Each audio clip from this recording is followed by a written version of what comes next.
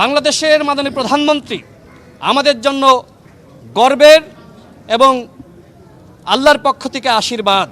বাংলাদেশে গণ অভ্যুত্থানের সময় যে রাজনৈতিক সমন্বয়, সেই সমন্বয়টা বাংলাদেশের মাননীয় প্রধানমন্ত্রী জনাব তারেক রহমান করেছিলেন। সময় এসেছে রাষ্ট্র পুনর্গঠনের, এই রাষ্ট্র পুনর্নির্মাণের। সেক্ষেত্রে বাংলাদেশের সমস্ত রাজনৈতিক শক্তিকে, যারা আমরা ফ্যাসিবাদ বিরোধী লড়াই করেছি, আমি সবার প্রতি উদাত্ত আহ্বান রাখতে চাই যে আমাদের মধ্যে রাজনৈতিক কারণে মতপার্থক্য, আদর্শিক পার্থক্য থাকতে পারে, কিন্তু দেশ পুনর্গঠনে আমাদের মধ্যে কোনো পার্থক্য থাকতে পারে না। ঠিক।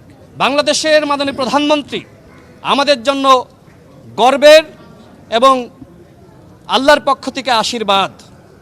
আমি তাকে চিনি, যে কারণে আমি সবসময় যখনই কেউ তার সমালোচনা করেছে, বিশেষ করে গণ অভ্যুত্থানে বাংলাদেশের মাননীয় প্রধানমন্ত্রীর যে ভূমিকা, তিনি পিছন থেকে যে ভূমিকা রেখেছেন, সামনে থেকে তিনি নির্বাসিত জীবনে ছিলেন, তারপরেও সামাজিক যোগাযোগ মাধ্যম ফেসবুক, ইউটিউবে তার বক্তব্যের দ্বারা অনুপ্রাণিত হয়ে জাতীয়তাবাদের সমস্ত শক্তি, বাংলাদেশপন্থী সমস্ত শক্তি রাজপথে নেমেছিল।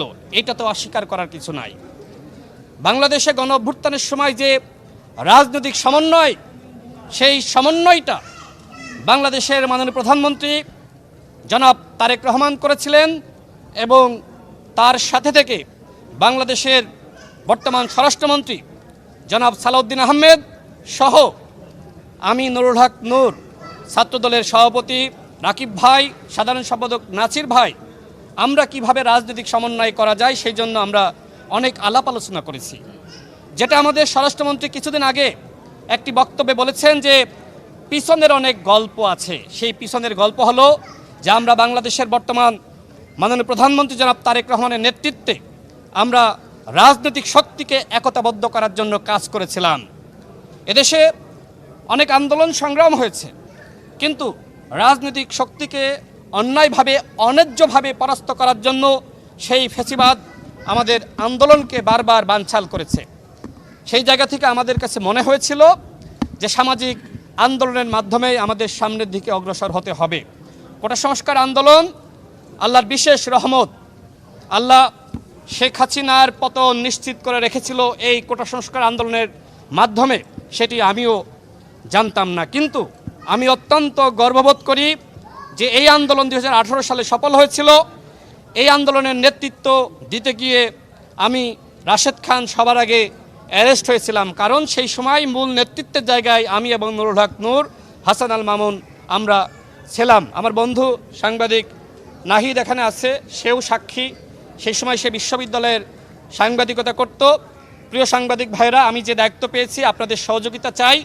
ইনশাআল্লাহ আপনাদের সহযোগিতা পেলে বাংলাদেশ পুনর্গঠনে মাননীয় প্রধানমন্ত্রীর যে স্বপ্ন, সেই স্বপ্ন পূরণের একজন যোগ্য সারথি হিসেবে ইনশাআল্লাহ কাজ করতে পারবো। যে কথা আমি বলছিলাম সেই কথা বলে শেষ করব যে জুলাই গণ অভ্যুত্থানে বর্তমান স্বরাষ্ট্রমন্ত্রী তার অনবদ্য ভূমিকা আছে, বাংলাদেশের মাননীয় প্রধানমন্ত্রী তার অনবদ্য ভূমিকা আছে। এই বিষয়গুলো হয়তো অনেকে জানে না।